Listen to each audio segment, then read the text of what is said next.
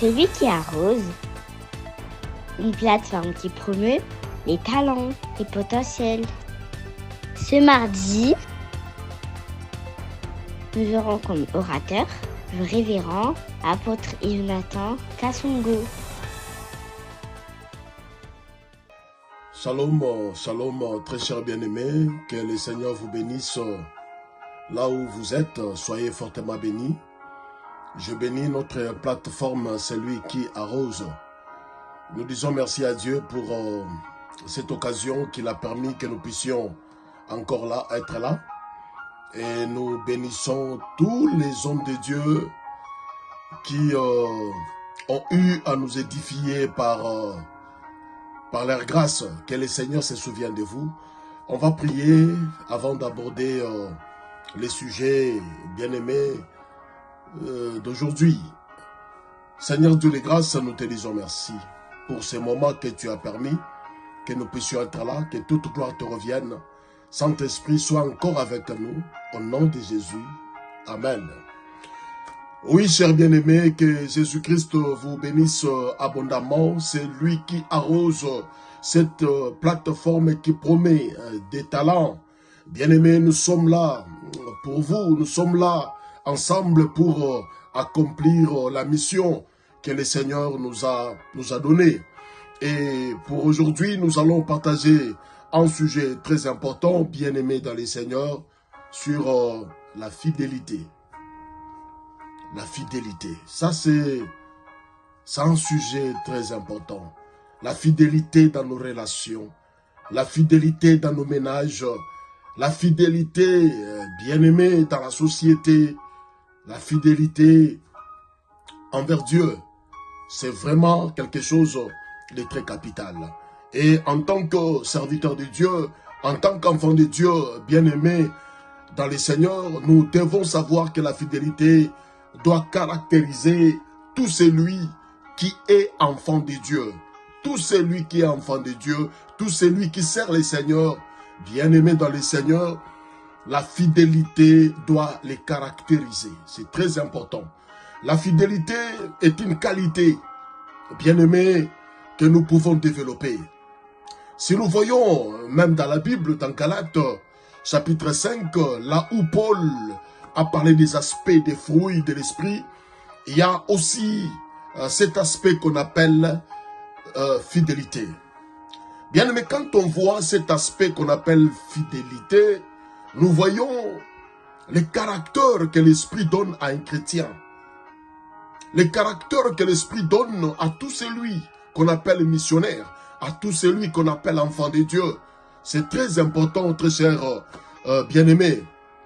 Et ces mots, fidélité, ces mots que nous employons dans nos vocabulaires tous les jours, quotidiennement, la fidélité, c'est être attaché à quelqu'un ou à quelque chose. C'est ça, bien-aimé, la définition qu'on peut donner au mot fidélité. Bien-aimé dans le Seigneur, quand nous voyons aujourd'hui dans notre société, dans la vie, etc., dans l'œuvre de Dieu, c'est vraiment difficile de trouver des hommes et des femmes fidèles. La fidélité est devenue aujourd'hui un denrée rare, bien-aimé dans le Seigneur. Les gens fidèles, c'est vrai, actuellement, ne sont plus nombreux. Les gens qu'on a connus autrefois fidèles aujourd'hui, ces gens ont revêti, bien-aimé, notre tunique. Voilà pourquoi aujourd'hui, en tant que serviteur, le Seigneur a permis que nous puissions partager, parler, bien-aimé, de ces grands sujets sur la fidélité. C'est très important. Bien-aimé, dans Hébreux chapitre 3, je vais lire ça, Hébreux chapitre 3, le verset 2, la Bible nous dit, Jésus qui a été fidèle à celui qui l'a établi, comme le fut Moïse dans toute sa maison. Bien-aimé, ce verset nous parle de Jésus. On nous dit, il a été fidèle à celui qui l'a établi, c'est-à-dire à Dieu. Notre maître Jésus, bien-aimé, nous voyons comment il a été fidèle dans sa mission. Il a été fidèle à Dieu qui lui avait établi. Et la Bible nous fait des grands témoignages autour de Jésus. Il y a Philippiens qui a dit quelque chose de très important. Dans Philippiens chapitre 2, Philippiens nous a dit, jusqu'à la mort sur la croix, il est resté fidèle à Dieu. Jusqu'à la mort sur la croix, Jésus, dans cette souffrance, il n'a pas cédé. Dans cette souffrance, il est resté fidèle à Dieu.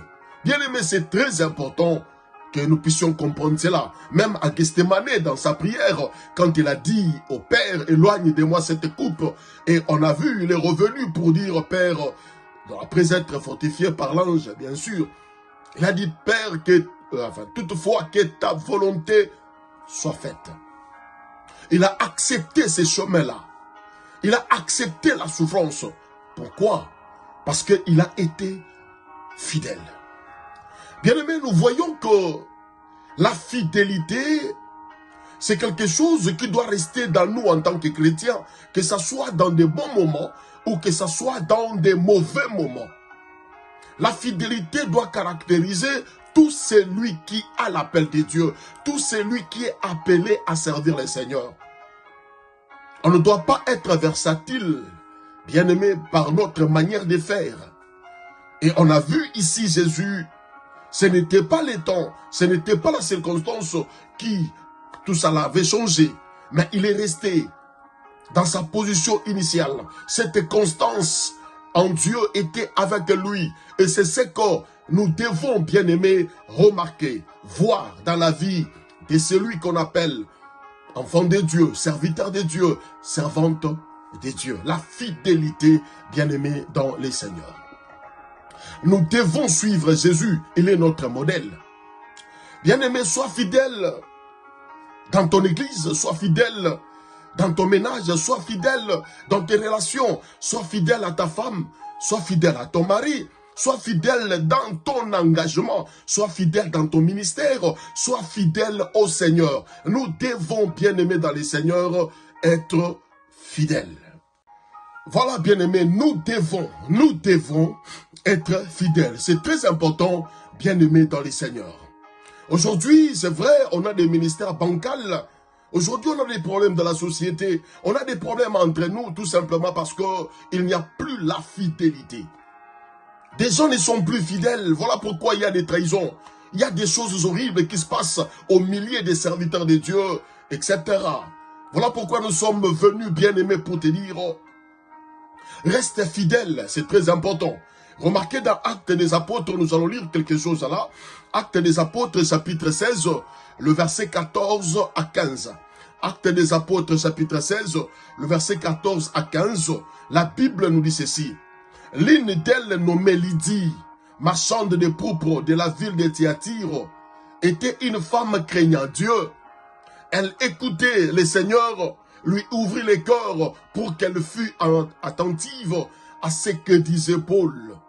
Lorsqu'elle eut été baptisée avec sa famille, elle nous fit cette demande. Si vous me jugez fidèle au Seigneur, entrez dans ma maison et demeurez-y. Et elle nous pressa par ses instances. Oui, bien aimé dans les seigneurs, ici on nous parle de cette femme qui était vendeuse de pourpre. Cette femme qu'on appelait Lydie dans la ville de Thyatire. Cette femme a dit aux disciples, si vous me jugez fidèle au Seigneur, rentrez dans ma maison. C'est très important. Bien aimé dans les seigneurs, la fidélité dont nous sommes en train de parler attire la faveur de Dieu.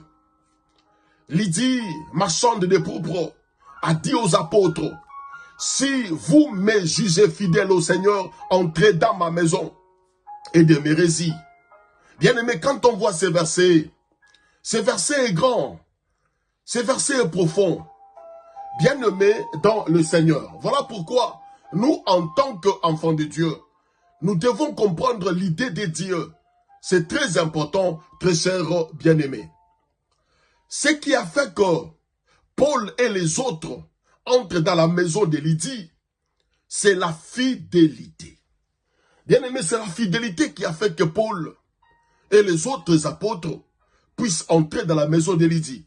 Et plus tard, cette maison, bien-aimé, était devenue une église. C'est là où l'église avait débuté. L'église de Thyatire avait débuté dans la maison de Lydie. Écoute, bien-aimé, quand on parle de la fidélité, nous voyons des choses, nous voyons des éléments qui sont dans la fidélité. Nous voyons des éléments qui donnent du sens à la fidélité. Nous voyons des éléments qui attestent que cette personne est fidèle. C'est la parole et les actions. Bien aimé, c'est très important que nous puissions comprendre ces choses. C'est par ces deux éléments que nous pouvons déclarer qu'une personne est fidèle. Quand on retrouve les actions, quand on retrouve la parole, ces deux éléments marchent ensemble. Bien-aimé, la fidélité implique la cohésion entre les paroles et les actes, entre ce qui a été dit et ce qui est fait. C'est ça, bien-aimé, ce qu'on appelle la fidélité. Entre les promis et les rendus, c'est ça ce que nous appelons la fidélité. Et ça doit se retrouver dans la vie de tout celui qui s'est dit enfant de Dieu, de tout celui qui s'est dit bien-aimé serviteur de Dieu. Vous savez, une personne fidèle, c'est celle qui intègre à ses paroles et à ses actions. La fidélité, c'est le respect d'un accord interne avec soi-même d'abord, avant que ça soit avec les autres personnes. C'est très important. Si toi-même tu ne respectes pas, bien-aimé, tes accords internes avec soi, tu auras du mal à respecter les accords avec l'extérieur. Tout ne commence que par toi-même. Ton intérieur commence par être d'accord par toi-même. Commence à respecter les choses par toi-même. C'est alors que tu vas rendre à autrui la même chose. Et malheureusement, fort malheureusement dans notre société, aujourd'hui, bien-aimés, des hommes fidèles ne sont plus. Remarquez dans Matthieu chapitre 25, à partir du verset 24 jusqu'au 30e verset, Jésus avait donné une parabole que le maître devrait aller à mission. Et le maître a remis ses serviteurs, ils étaient au nombre de 3. Il a remis au premier, il a remis au deuxième et il a remis au troisième les talents. Bien-aimés, savez-vous pourquoi ce troisième serviteur était traité d'un infidèle? Parce qu'on a traité ce troisième serviteur d'un infidèle. C'est justement parce qu'il n'avait pas le respect des accords internes avec soi. Voilà pourquoi il a été traité d'un infidèle. Bien-aimé dans le Seigneur, si déjà avec soi-même, on ne sait pas, on ne sait rien respecter, bien-aimé, comment respecter son engagement avec son maître? Comment respecter son engagement avec autrui? C'est ça les problèmes qui nous dérangent aujourd'hui. C'est ça les problèmes que nous rencontrons dans beaucoup de chrétiens. Nous souffrons de ces problèmes de fidélité. Bien-aimés dans le Seigneur. Ce troisième serviteur avait un problème interne. C'était quoi les problèmes de ce troisième serviteur? Le manque de confiance en soi. Et lorsqu'on manque la confiance en soi, bien-aimé, il serait difficile de respecter les engagements vis-à-vis du dehors, vis-à-vis de autrui. C'est ça, bien-aimé dans le Seigneur. Sache une chose, enfant de Dieu, serviteur de Dieu. Tu ne peux pas être fidèle à autrui si tu n'es pas fidèle à soi-même. C'est très important. Ce sont des principes qu'on doit développer, très cher bien-aimé. C'est juste ce que nous rencontrons parmi nous aujourd'hui, actuellement. Nous sommes infidèles dans nos relations. Comment serons-nous fidèles à Dieu? Nous nous trahissons les matins, nous nous trahissons à midi, nous nous trahissons les soirs, etc. Voilà pourquoi nous avons des ministères bancals. Voilà pourquoi on ne sait pas se mettre ensemble. Voilà pourquoi on ne peut pas former une cohésion. Parce que parmi nous, il y a beaucoup d'infidèles, bien-aimés dans le Seigneur. Et une personne fidèle, c'est une personne intègre. c'est une personne intègre. Et lorsqu'on parle de l'intégrité, l'intégrité c'est rester proche dans ses propres valeurs. Dans ses propres valeurs. C'est respecter sa propre parole. C'est ça ce qu'on appelle intégrité. Bien aimé, ça c'est la source, c'est ce que nous devons développer. Et si on ne développe pas cela, ça sera la source des problèmes dans nos relations. Et on a des relations, etc. Aujourd'hui, il y a beaucoup de gens qui sont dans des conflits terribles, tout simplement parce que l'intégrité est bannie, bien aimé dans le Seigneur. Malachie chapitre 3, le verset 6. Il y a quelque chose qui est dit là, très cher bien-aimé. Il est dit, je vais lire ça, Malachie 3, 6. Car je suis l'Éternel. Je prends seulement cette phrase-là. Je ne change pas. Je prends la première phrase. Car je suis l'Éternel et je ne change pas. Bien-aimé, ici, on nous présente un Dieu qui ne change pas. Je ne change pas. Dieu ne change pas. Il respecte ses mots. Il est fidèle, notre Dieu. Voilà pourquoi nous qui les servons, nous devons, bien-aimés dans le Seigneur, être fidèles. Nous devons rester fidèles, bien-aimés, dans ce que Dieu nous a dit. Dans ce que Dieu nous a dit. C'est très important, très cher bien-aimés. Des fois, nous renonçons à certaines choses. Or, avant de renoncer, on était engagé dans ces choses-là. Et des fois, les autres personnes disent, Dieu m'avait dit de m'engager ici. Mais quand il y a des engagements, on n'a plus le temps de poser la question à Dieu. C'est ça le problème que nous voyons aujourd'hui, bien-aimés, parmi nous. Remarquez un peu plus loin dans Hébreux chapitre 11, le verset 11. Hébreux chapitre 11, le verset 11, je vais lire rapidement, la Bible dit, c'est par la foi que Sarah, elle-même, malgré son âge avancé, fut rendue capable d'avoir une prospérité, une postérité, parce qu'elle crut à la fidélité de celui qui avait fait la promesse. Bien-aimé, on a vu la vie d'Abraham, on a vu la vie de Sarah. Jusqu'à 75 ans, on ne savait pas lire la destinée d'Abraham. Jusqu'à 75 ans, Abraham n'avait pas d'impactation. Mais à 75 ans, c'est là où les choses s'est déclenchées. C'est là où Dieu ramena la promesse dans la vie de l'homme. C'est là où l'histoire, bien-aimée, commençait à s'écrire. Et on nous dit, malgré cela, Sarah a cru à la fidélité de Dieu. Malgré l'âge avancé, malgré l'impossibilité sur tous les plans, etc. Mais nous avons vu ici, Isaac est venu, parce que sa maman avait cru à la fidélité de Dieu. Bien aimé, certaines promesses trouveront son accomplissement si et seulement si nous croyons à la fidélité de Dieu et nous demeurons dans cette fidélité. C'est très important. Et le Seigneur veut nous voir dans cette posture-là. Le Seigneur veut nous voir persévérer avec lui. Tu ne peux pas te dire serviteur de Dieu. Tu ne peux pas te dire que je sers le Seigneur si on ne rencontrait pas dans toi ce que nous appelons, bien-aimé, fidélité. C'est très important.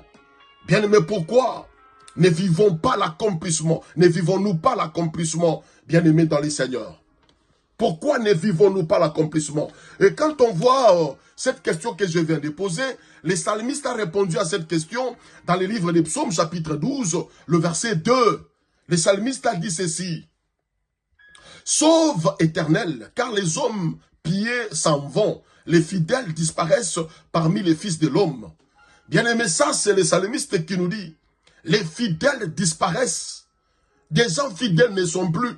Parmi les hommes dans notre société, dans nos églises, dans nos familles, nous n'avons plus de gens fidèles. Nous n'avons plus de gens à qui faire confiance. On ne sait plus qui est ami. On ne sait plus qui est ennemi. Bien-aimé dans le Seigneur. Et Salomon qui donne aussi son avis plus tard, dans Proverbes chapitre 20, le verset 6, Salomon n'est pas resté mioué cantassé. Salomon a dit ceci. Dans Proverbe 26, il a dit, beaucoup de gens proclament leur bonté, mais un homme fidèle, qui les trouvera? Un homme fidèle qui les trouvera? Bien-aimé dans le Seigneur. C'est très important Salomon a posé la question, un homme fidèle, qui les trouvera? Dieu est à la recherche des serviteurs fidèles. Dieu est à la recherche, bien-aimés, des servantes fidèles. Nous qui servons le Seigneur, nous devons rester fidèles à Dieu. Et nous devons rester fidèles à autrui. C'est très indispensable, bien-aimés, dans le Seigneur. Qu'on ne soit pas attaché seulement quand tout va bien. Même quand les choses vont de mal en pis, nous devons rester attachés. C'est très important, bien-aimés, dans le Seigneur. Et quand nous lisons Salomon, Salomon a évoqué des choses. Il a dit, beaucoup de gens proclament leur bonté. Ça, c'est la première des choses. Et la deuxième partie, il dit, mais un homme fidèle, qui le trouvera? Donc, nous trouvons que dans ces versets, bien aimé, il y a deux choses dans ces versets que Salomon a dit. La première des choses, nous aimons vanter ce que nous faisons. Nous aimons vanter notre bonté. Nous aimons vanter nos actions. Mais malheureusement, nous ne sommes pas fidèles. Ça, c'est la deuxième partie. Nous ne restons pas dans ce que nous proclamons. C'est bien bon de proclamer. C'est bien bon de faire. Mais nous ne persévérons pas. Nous ne restons pas. C'est ça le problème avec l'homme. Beaucoup de gens ne sont pas fidèles, bien-aimés dans le Seigneur. Et le Seigneur, bien-aimé au travers de nous aujourd'hui, il est passé pour nous dire, nous devons être fidèles. Nous devons demeurer dans la fidélité. C'est très important. Et une question qu'on pose là, comment réussir à respecter son engagement, ses engagements? Comment réussir à respecter ses engagements? Premièrement, il faut prier. Prier pour ces engagements-là. Il faut prier pour ça. Dans Proverbe 16, le verset 3. Proverbe 16, le verset 3, on nous dit, recommande à l'Éternel tes œuvres et tes projets réussiront. Bien-aimé, tout engagement que tu prends touche ta personnalité. Il faut prier à chaque fois. Bien-aimé, ça va te permettre d'honorer tes engagements. Parce que c'est ta personnalité qui est en jeu. Et la deuxième des choses, pour réussir à honorer ou à respecter ses engagements, il faut écrire ses engagements. Il faut l'écrire. Dans Exode 17, le verset 14, la Bible dit, l'Éternel a dit à Moïse, écris cela dans les livres pour que les souvenirs s'en conservent, et déclare à Josué que je effacerai la mémoire d'Amalek de dessous les cieux.